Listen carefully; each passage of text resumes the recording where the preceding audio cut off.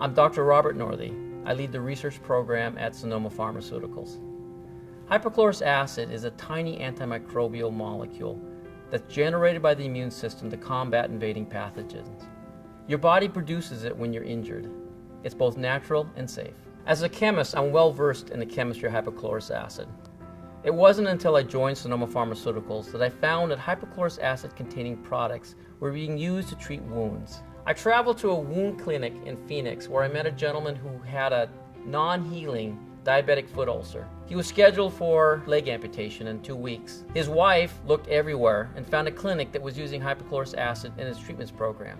He went on this program, his leg started healing, and ultimately his leg was saved. That's when I knew that hypochlorous acid was something special.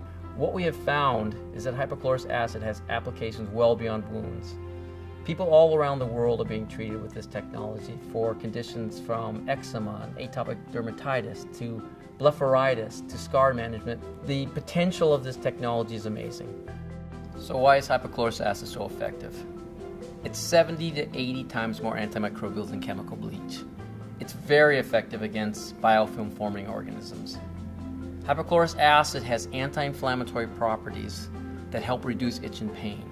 So this little chemical, not only is it killing the pathogens, which helps in the healing process, it's also providing the patients with instant relief from itch and pain. The best part is, at the concentrations found in Sonoma products, hypochlorous acid is so safe, it can be used as often as needed to provide relief.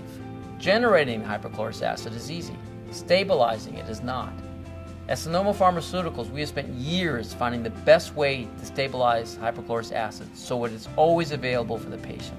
We do this because we don't just want to help people feel better. We want to help them get better.